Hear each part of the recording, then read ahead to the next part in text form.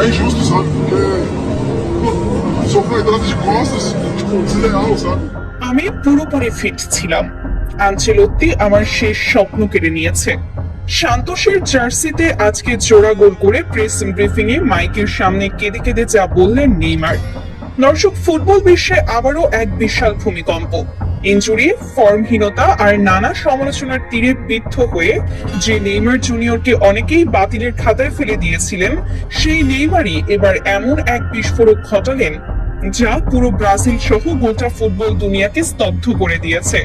সদ্য শেষ হওয়া 2026 বিশ্বকাপে ব্রাজিলের হেক্সা জয়ের স্বপ্ন চরমভাবে ধূলিসাৎ হওয়ার পর দলের প্রধান কোচ কার্লো আনচেলত্তির কৌশল নিয়ে এমনিতেই চারিদিকে তীব্র সমালোচনা চলছিল। কিন্তু এবার খোদ ব্রাজিলের পোস্টার বয় নেইমার জুনিয়র আনচেলত্তির বিরুদ্ধে এমন এক ভয়ঙ্কর এবং হৃদয় বিদারক অভিযোগ আনলেন যা শুনলে যে কোনো ব্রাজিল ভক্তের চোখে পানি চলে আসবে। নিজের শৈশবের ক্লাব সান্তোসের জার্সিতে মাঠে ফিরেই দুর্দান্ত এক জোড়া গোল করে সমালোচকদের কড়া জবাব দিয়েছেন নেইমার। কিন্তু ম্যাচ শেষে অফিসিয়াল প্রেস ব্রিফিং এ মাইকের সামনে বসে তিনি এমন ভাবে কান্নায় ভেঙে পড়বেন এবং ভিতরের এত বড় একটি গোপন সত্য ফাঁস করবেন তা হয়তো কেউ করেও কল্পনা করেনি। সংবাদ সম্মেলনে হাউমাউ করে কাঁদতে কাঁদতে নেইমার সরাসরি বলেছেন, আমি বিশ্বকাপের পুরো সময় ফিট ছিলাম, কিন্তু আনচেলত্তি আমাকে শুরুর একাদশে খেলাননি। যদি আমাকে সুযোগ দেওয়া হতো তবে হয়তো বিশ্বকাপটা আমরাই জিততাম। সাংবাদিকদের শত শত ক্যামেরার সামনে ঠিক কি ঘটেছিল, কেন সম্পূর্ণ ফিট থাকার পরও কার্লো আনচেলত্তি নেইমারকে বেঞ্চে বসিয়ে রাখলেন? আজকের এই এক্সক্লুসিভ প্রতিবেদনে জেনে নিই নেইমারের সেই বুক ফাটা কান্নার পেছনের আসল সত্য। বিশ্বকাপের চেয়ে চরম হতাশা আর বুক ফাটা কষ্ট বুকে চেপে ধরে দীর্ঘ অপেক্ষার পর অবশেষে নিজের চেনা আঙিনা, নিজের শৈশবের ক্লাব সান্তোসের জার্সিতে মাঠে নেমেছিলেন নেইমার। পুরো গ্যালারি তখন কানায় কানায় পূর্ণ, সবার চোখ শুধু একটি মানুষের দিকে। নেইমার কি পারবেন নিজেকে প্রমাণ করতে? আর মাঠে নেমে তিনি দেখিয়ে দিলেন যে কেন তাকে প্রজন্মের অন্যতম সেরা প্রতিভা বলা হয়। চিরচেনা সেই গতির ঝড়, চোখের পলকে ডিফেন্ডারদের বোকা বানানো ড্রিবলিং আর একজন ক্ষুধার্ত বাঘের মতো নিখুঁত ফিনিশিং। ম্যাচের প্রথমার্ধে দুর্দান্ত এক একক নৈপুণ্য প্রথম গোলটি আদায় করে নেন তিনি। এরপর দ্বিতীয়ার্ধে পেনাল্টি বক্সের বাইরে থেকে তার নেওয়া সেই জাদুকরী কার্লিং শটে করা দ্বিতীয় গোলটি দেখে পুরো স্টেডিয়াম যেন স্তব্ধ হয়ে যায়। একাই দলকে খাদের কিনারা থেকে টেনে তুলে অবিশ্বাস্য এক জয় উপহার দেয় নেইমার।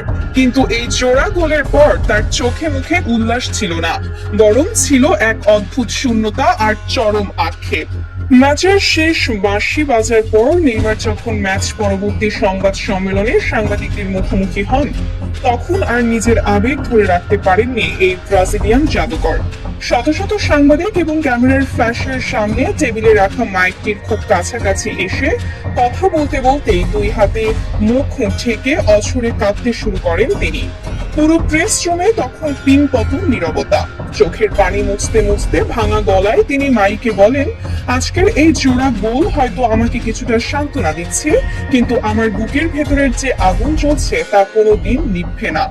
সবাই ভেবেছিল আমি বিশ্বকাপে আনফিট ছিলাম, আমার ইনজুরি ছিল, কিন্তু আজ আমি এই মাইকের সামনে বসে পুরো বিশ্বের সামনে সত্যটা বলতে চাই। আমি বিশ্বকাপের পুরোটা সময় 100% ফিট ছিলাম। আমি ট্রেনিং সেশনে আমার জীবনের সেরা ফর্মে ছিলাম, কিন্তু আমাদের কোচ কার্লো আনচেলত্তি কোনো এক অজানা কারণে আমাকে শুরুর একাদশে খেলাননি।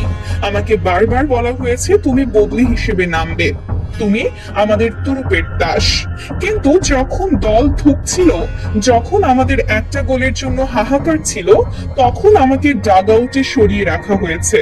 সংবাদ সম্মেলনে উপস্থিত সাংবাদিকরা যখন স্তব্ধ হয়ে শুনছিলেন, তখন নেইমার তার ক্ষোভ প্রকাশ করে আরো বলেন, ব্রাজিলের এই জার্সিটা আমার কাছে শুধু এক টুকরো কাপড় নয়, এটি আমার জীবন।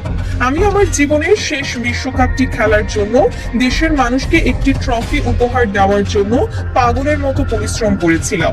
এটি ছিল আমার শেষ স্বপ্ন, কিন্তু একজন কোচের একটি ভুল সিদ্ধান্ত, একটি জেদ আমার সেই আজীবনের স্বপ্নটাকে চোখের সামনে চুরমার করে দিল। আমাকে যদি নকআউট ম্যাচগুলোতে শুরুর একাদশে রাখা হতো, যদি আমাকে আমার মতো করে খেলতে দেওয়া হতো, আমি বুকের রক্ত দিয়ে হলেও বল জালে জড়াতাম। হয়তো এবারের বিশ্বকাপটি আমরাই জিততাম। আমার বিশ্বাস দলের অন্যান্য ছেলেরাও এটাই চেয়েছিল, কিন্তু কোচের কৌশলের কাছে আমাদের আবেগ, আমাদের দেশের কোটি কোটি মানুষের স্বপ্ন আজ বলি হয়ে গেছে। নেইমার কাঁদতে কাঁদতে আরো কিছু চাঞ্চল্যকর এবং বিস্ফোরক তথ্য বিশ্বের সামনে তুলে ধরেন। তিনি বলেন, আমি প্রতিদিন ফিটনেস টেস্টে পাশ করেছি। আমাদের মেডিকেল টিম আমাকে মাঠে পুরো 90 মিনিট খেলার জন্য সবুজ সংকেত দিয়েছিল, কিন্তু আনচেলত্তি তার ইউরোপিয়ান স্টাইলের ট্যাকটিক্সের দোহাই দিয়ে আমাকে সাইড লাইনে ফেলে রেখেছিলেন। তিনি বলতেন আমার খেলার ধরন নাকি তার ছকে বাঁধা ফরমেশনের সাথে যায় না, কিন্তু ব্রাজিলিয়ান ফুটবল তো কোনো ট্যাকটিক্সের শেকলে বন্দী থাকার খেলা নয়, এটা যোগ বর্ণিত বা সুন্দর ফুটবলের খেলা। আমি বারবার কোচের কাছে গিয়ে অনুরোধ করেছি আমাকে মাঠে নামার জন্য। আমি তাকে বলেছিলাম আমাকে অন্তত শুরুর 45 মিনিট দিন, আমি আপনাকে ম্যাচ বের করে দেব, কিন্তু তিনি আমার কথায় কর্ণপাত করেননি। ড্রেসিং রুমে ভিনিসিয়াস বারবার চোখের দিকে তাকিয়েছিল আমাকে নামানোর জন্য, কিন্তু আনচেলত্তি ছিলেন তার সিদ্ধান্তে অনড়। তিনি নিজের ইগো আর জেদ বজায় রাখতে গিয়ে পুরো একটি জাতির স্বপ্নকে মাটিতে মিশিয়ে দিয়েছেন। আজ সান্তোসের হয়ে এই দুটো গোল করার পর আমার মনে হচ্ছে আমি যদি বিশ্বকাপের মঞ্চে এই ফর্মে মাঠে থাকতে পারতাম, তাহলে ট্রফিটা আমাদের হাতেই উঠত। লাইভ প্রেস ব্রিফিং এ নেইমারের এই কান্না মিশ্রিত বিস্ফোরক জবানবন্দির পর পুরো ব্রাজিল জুড়ে রীতিমতো সুনামি বয়ে যাচ্ছে।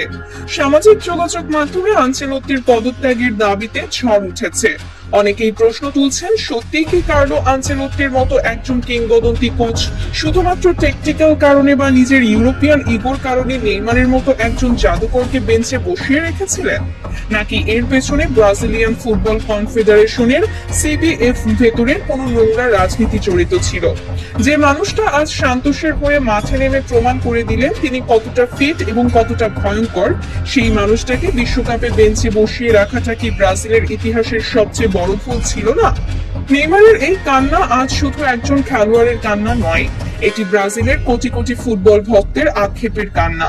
যে স্বপ্নটা হয়তো পূরণ হতে পারত, যে সোনালী ট্রফিটা হয়তো নেইমারের হাতে উঠতে পারত, তা আজ শুধুই এক দীর্ঘশ্বাসের নাম। দর্শক, আপনাদের কি মনে হয় নেইমারের এই দাবির সাথে কি আপনি একমত? সত্যি কি কার্লো আনচেলত্তি সম্পূর্ণ ফিট নেইমারকে শুরুর একাদশে না খেলিয়ে ব্রাজিলের বিশ্বকাপ জয়ের স্বপ্ন ধ্বংস করে দিয়েছেন? যদি নেইমার শুরুর একাদশে থাকতেন তবে কি ব্রাজিলের ভাগ্য অন্যরকম হতো? আপনাদের অত্যন্ত সুচিন্তিত এবং বিশ্লেষণমূলক মতামতটি অবশ্যই নিচে কমেন্ট বক্সে লিখে জানাবেন। ভিডিওটি ভালো লাগলে একটি লাইক দিন এবং আন্তর্জাতিক ফুটবলের পেছনের এমন সব চাঞ্চল্যকর খবর সবার আগে পেতে আমাদের চ্যানেলটি সাবস্ক্রাইব করে পাশে থাকা বেল আইকনটি বাজিয়ে রাখুন।